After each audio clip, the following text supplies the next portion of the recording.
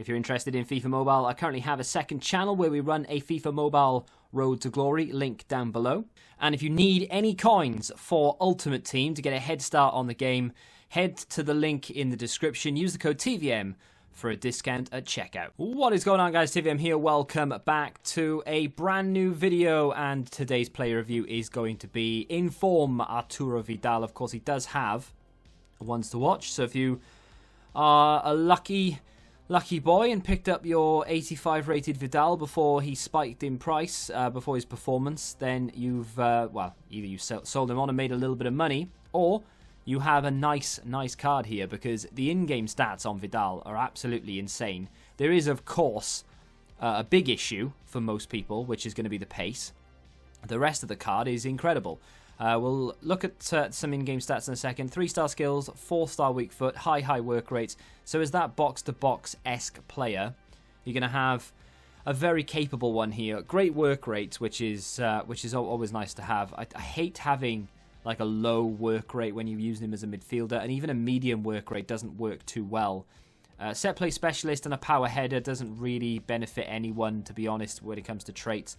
His pace will be the talking point of, I would imagine, this video, but many others that review Vidal. And anyone considering picking up Vidal, the trade-off will be, is the drop in pace worth it compared to whatever else the opponent has, if you will. But we've put a shadow on him. Despite the fact that I knew I wasn't going to keep him, I knew I had to use a shadow on him, right? So we've taken that acceleration and sprint speed up to 78 and 77. Still on the low side, especially when you consider that Vidal has a sort of stocky body type. There is no specific... I don't think there's a specific body type given to Vidal, actually. Let me have a look.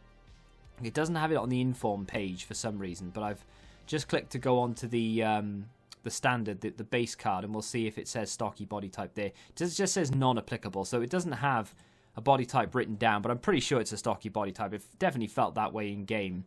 He's currently valued around 30k, by the way. You'd have seen that I paid a lot more for him. I actually managed to sell him before the price drop. I knew full well that people would be getting this guy left, right, and centre through rewards, so I thought, well, I'll take it upon myself to sell him now.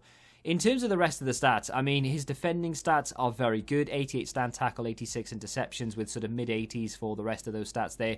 Physicals are off the chart, high 80s, 95 aggression. Good passing, 83 short passing, 83 vision. And of course, the shooting isn't too bad either. The dribbling is okay. Like ball control, reactions, and composure are good. Agility, balance, and dribbling itself, not amazing. The team I've got him in looks like that. It is very similar to my Weekend League team. I've removed Ronaldo and replaced him with Vidal, and I've removed Odegaard and I've replaced him with Hakimi. Not that they'll be playing in those positions, basically swapped them around. Hakimi was right wing. I was going to do a review on Hakimi, and I still might do, but Vidal, the clips you're going to see here, they are, I think they're from about 3 or 4 games. I played 5. One of which was only half a game because the guy left at halftime. But one clip in particular is really long because it doesn't epitomise what Vidal is, but it shows you a little bit of everything. You know, he loses the ball, he wins it back again, and then he goes forward and creates a chance. I think we end up scoring from it. So there's, I think Vidal actually gets the goal, but not in the way you think. But either way, I thought, you know what, it's very boring when you review CDM-type players because they don't do an awful lot other than just like this sort of thing here. They mop up, you know? And watching a player mop up in the middle isn't as exciting as it is in real life. So when we go into the final, not final clip, but as we go into this long clip here, you'll see evidence of, you know, but basically going to kick it off from nothing, from the very start of the game, and we'll see how we get on. So what is he good at? What is he bad at? He is very good at that, winning the ball back when he's made a mistake. He can sort of strength through people, I guess. He's one of those really annoying cards that doesn't seem to lose the ball, kind of like Mbappe, really. But people going for a challenge, and they make a good challenge, and they don't get the ball back. And that's exactly what happens against Vidal.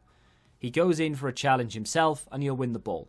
Someone goes in for a challenge against him, can't get it off him.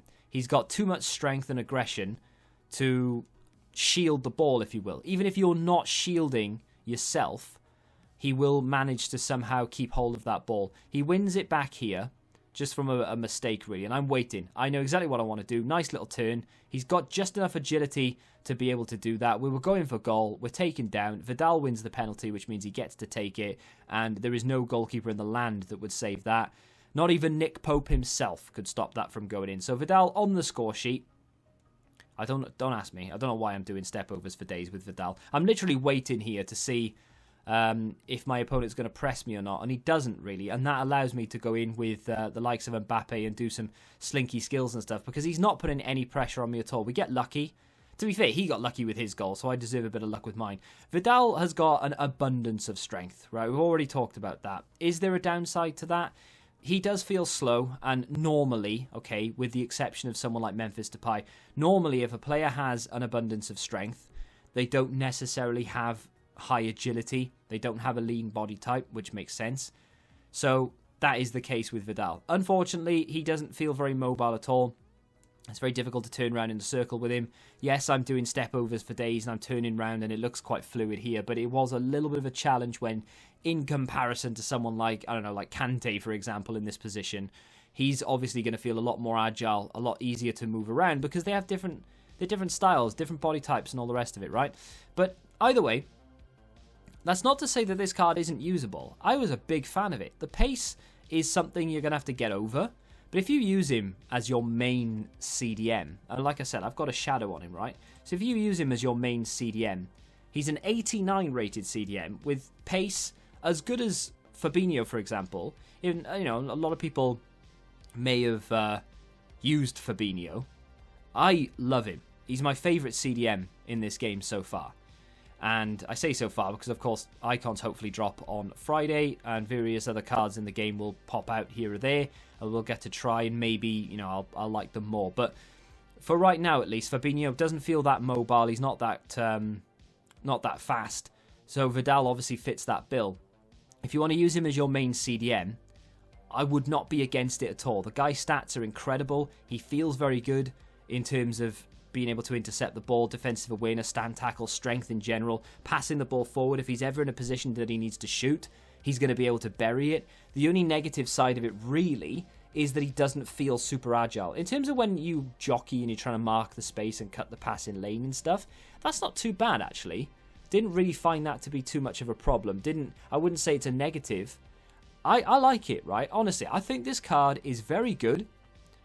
100% worth the 30,000 coins or whatever it is that he costs. If you've got him as a red pick and you're thinking, well, could have been worse, but I'm not going to use him, but he does fit your team, honestly, just give him a go. Go into friendlies, play a couple of friendly games with him, use him as a CDM. You can use him as a secondary CM if you really want to, but in my opinion, he'd probably be better suited as a CDM because that pace is not ideal.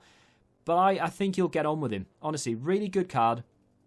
Shame about the pace and the agility, really, because if that was, say for instance, he gets a flashback card, and they bring out like an 87 rated Vidal with 80 pace or something with 80 plus agility, that is going to be one of the best cards in the game. He's that little bit away. I like it though. For 30k, banging. If you have enjoyed this play review, hit that like button, subscribe to the channel if you're new, and until the next time, goodbye. Join the Betting Rebellion and find out what your football knowledge is really worth.